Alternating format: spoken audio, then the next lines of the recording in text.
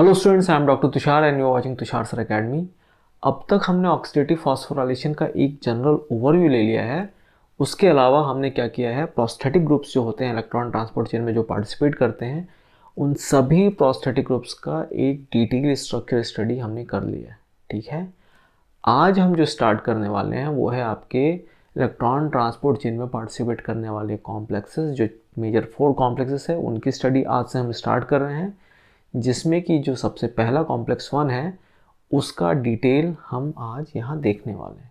ठीक है, और वो स्टूडेंट्स जो पहली बार इस वीडियो पर आ रहे हैं या पहली बार मेरी चैनल में आ रहे हैं, उन स्टूडेंट्स को मैं ये अश्योर कर सकता हूँ कि इस वीडियो को देखने के बाद आपको इस टॉपिक के लिए किसी और वीडियो को देखने की ज़रूरत नहीं पड़ेगी।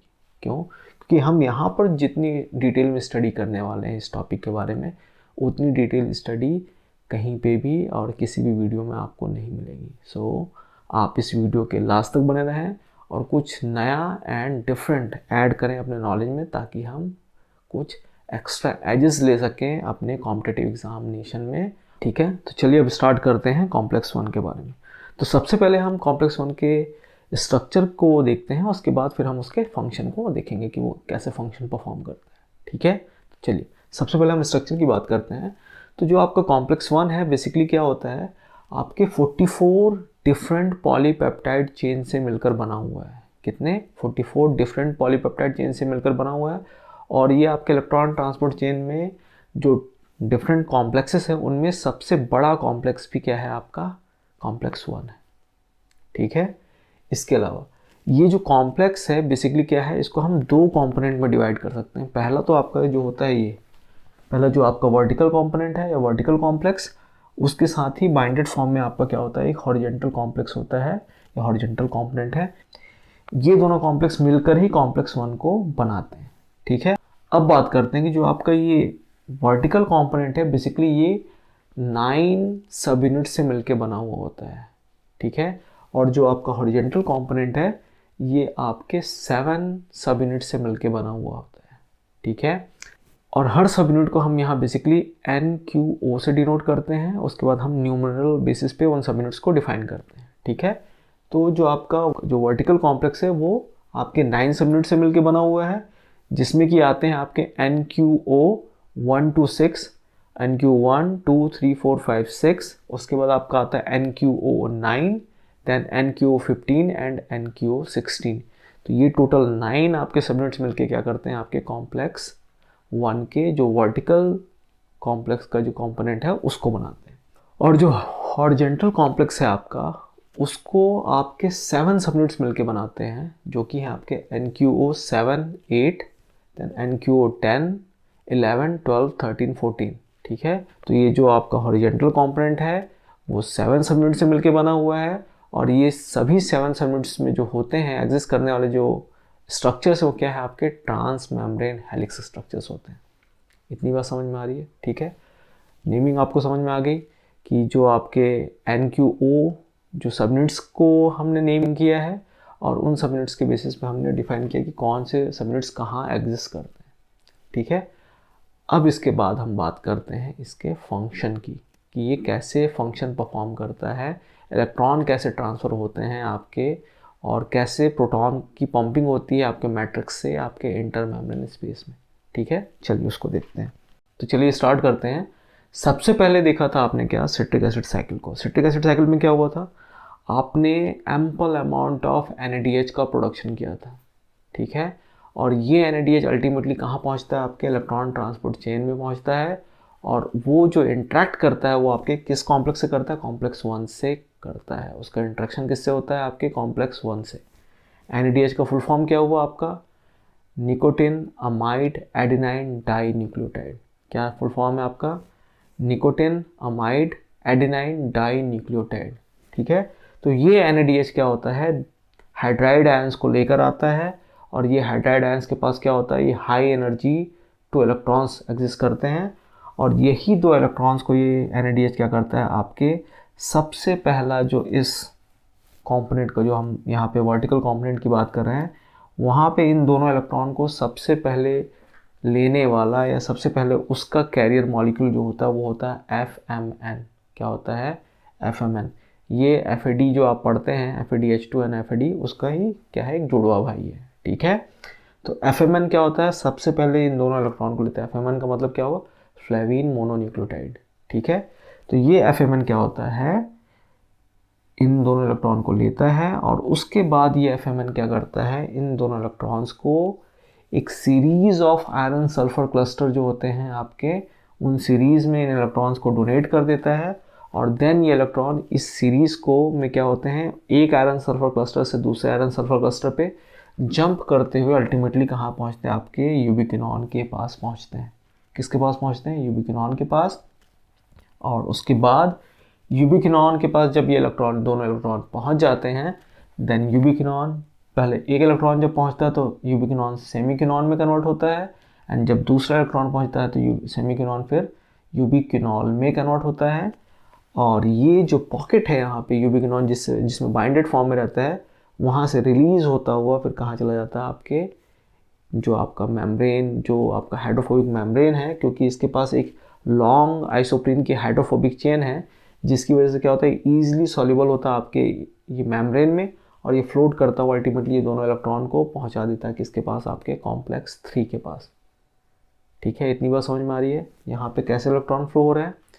अब यहाँ पे बात ये आती है कि ये जो आयरन सल्फर क्लस्टर्स हैं वो है क्या, ये कैसे काम करते हैं। तो ये देखिए, बेसिकली यहाँ पे आप देखेंगे तो यहाँ पे आपको जो आपका वर्टिकल कॉम्प्लेक्स है आपके कॉम्प्लेक्स 1 का, उसमें आपको टोटल 9 आयरन सल्फर क्लस्टर्स वहाँ पे एग्जिस्ट करते हैं। कितने, 9, ठीक है। उनके नाम भी हैं, वो भी हम देखते हैं कौन कौन से नाम है।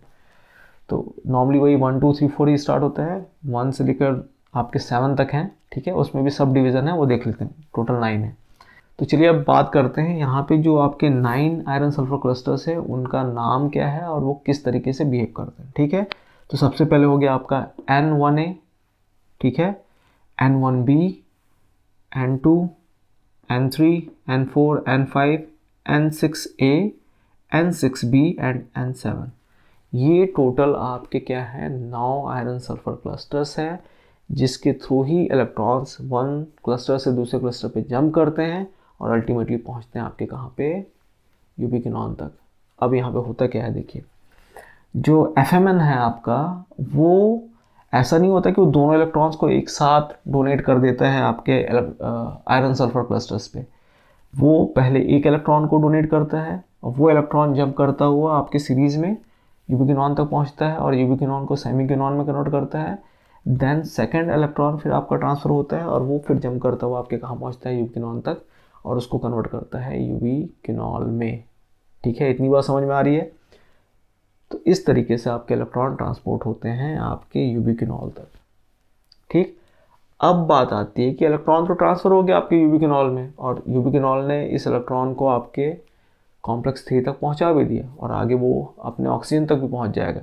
बात ये आती है कि इस जो आपका हॉरिजेंटल कॉम्प्लेक्स है, इसके पास प्रोटॉन पंप करने की टेंडेंसी कहाँ से आ गई, मतलब इसने प्रोटॉन क्यों पंप किया। ये तो ठीक है, इलेक्ट्रॉन ट्रांसपोर्ट हो गया, चला गया, प्रोटॉन यहाँ पे पंप करने की टेंडेंसी इसके पास कैसे आई, उसको हम देखते हैं, ठीक है। ध्यान रखिएगा, पहले हम स्ट्रक्चर्स को देख लेते हैं एक बार, यहाँ पे कौन कौन से स्ट्रक्चर पार्टिसिपेट कर रहे हैं।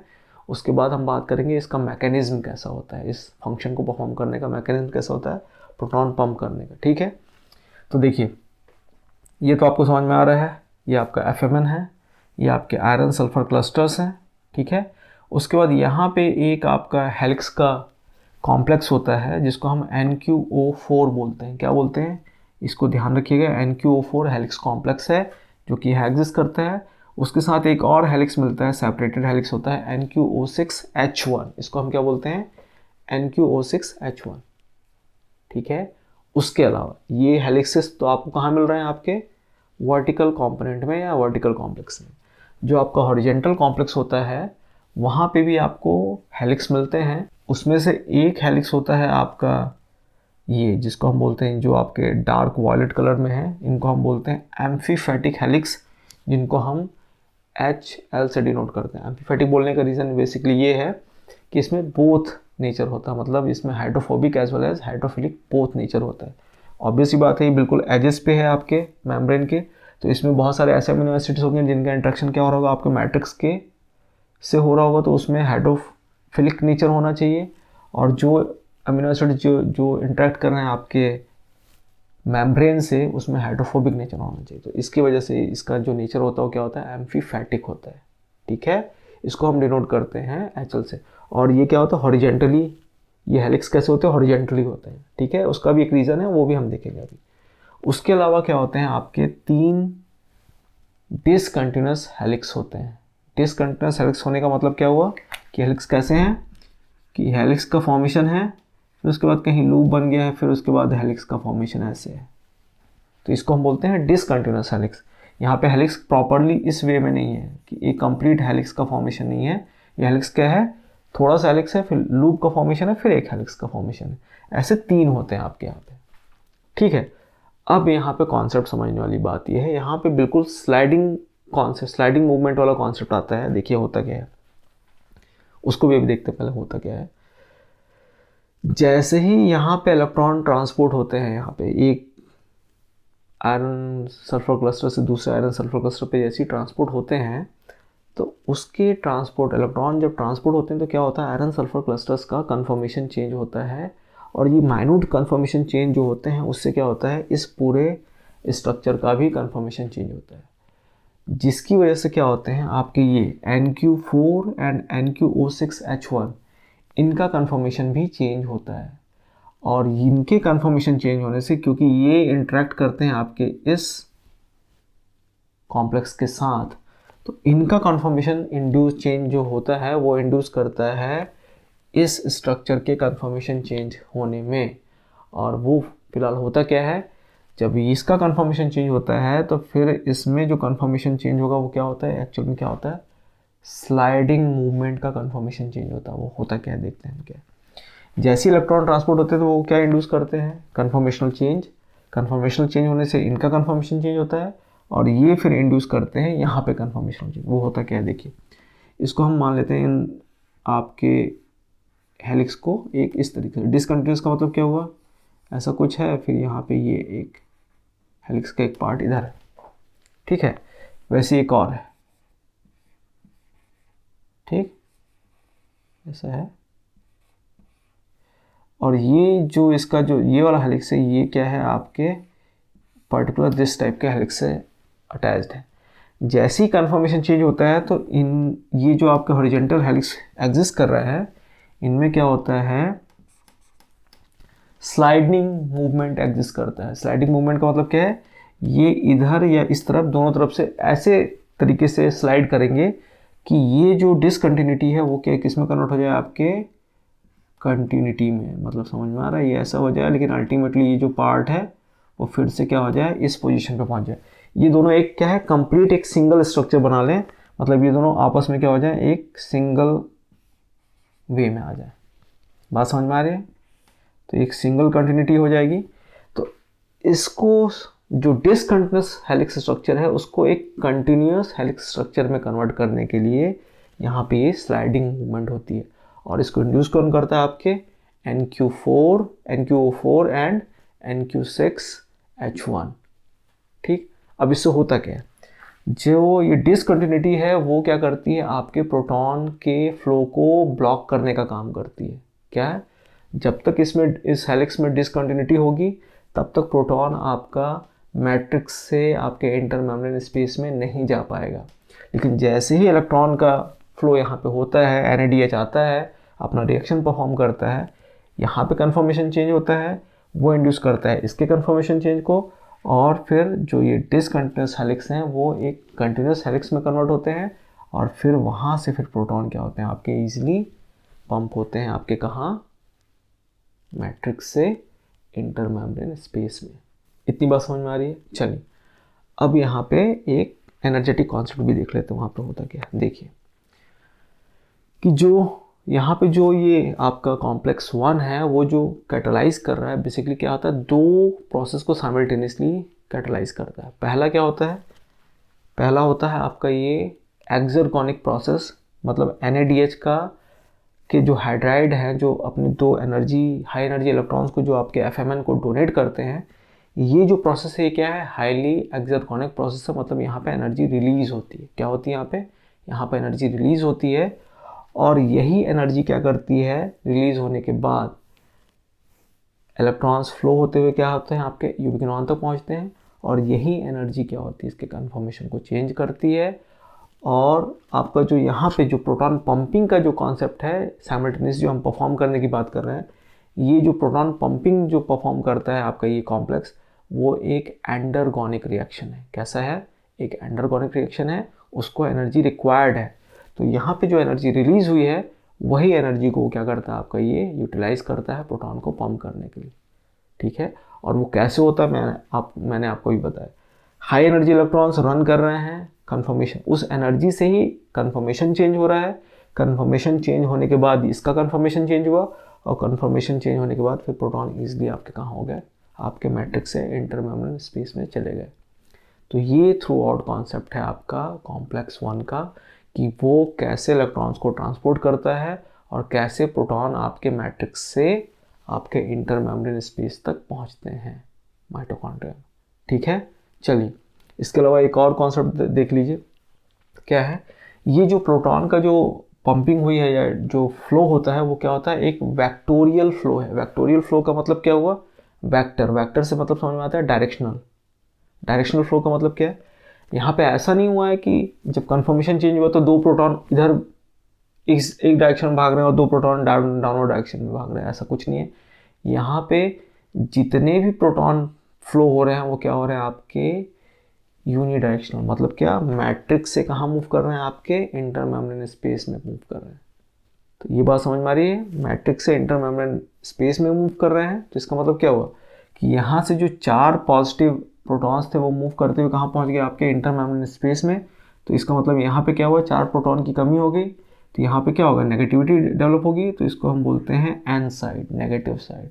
और यहाँ पे क्या होगा, एक्सेस 4 प्रोटॉन आ गए हैं, तो यहाँ पे क्या हो गया, पॉजिटिविटी डेवलप हो गई है, तो इसको हम बोलते हैं पी साइड। तो जो इंटरमेम्ब्रेन स्पेस का एरिया होता है उसको हम पी साइड एरिया बोलते हैं, और जो आपका मैट्रिक्स वाला पार्ट होता है उसको हम एन साइड बोलते हैं। ठीक है, इस तरीके से हम दोनों को डिफाइन करते हैं। इसके अलावा एक बात और समझने की, यहाँ पे मैं इसको बता दूँ कि यहाँ पे तो आपके 3 डिसकंटिन्यूअस हेलिक्स हैं, लेकिन प्रोटॉन तो आपके 4 पंप होते हैं। बात समझ में आ रही है, यहाँ पे 3 प्रोटॉन तो आपके डिसकंटिन्यूअस जो हेलिक्स है जिसकी कंटिन्यूटी होती है उससे पंप हो जाएंगे। एक जो प्रोटॉन होता है वो आपका क्या होता है, इन दोनों के बीच का जो एरिया होता है जहाँ पे ये अटैच होते हैं, एक प्रोटॉन आपके उस पार्ट से होता हुआ कहाँ मूव करता है, आपके इंटरमेम्ब्रेन स्पेस में। उसके अलावा उसी पोजीशन से यूबिक्विनॉन में इलेक्ट्रॉन जैसे ही जाता है उसके बाद एक प्रोटॉन का अटैक भी तो होता है। तो प्रोटॉन कहाँ से गेन करता है, वो यहाँ से मैट्रिक्स से ही लेता है। इसी एरिया से वो प्रोटॉन क्या होते हैं, आपके यूबिक्विनॉन तक पहुँचते हैं और यूबिक्विनॉन को पहले सेमिक्विनॉन और फिर यूबिक्विनॉल में कन्वर्ट करते हैं। ठीक है, तो ये आपका कंप्लीट फंक्शन हुआ आपके कॉम्प्लेक्स 1 का।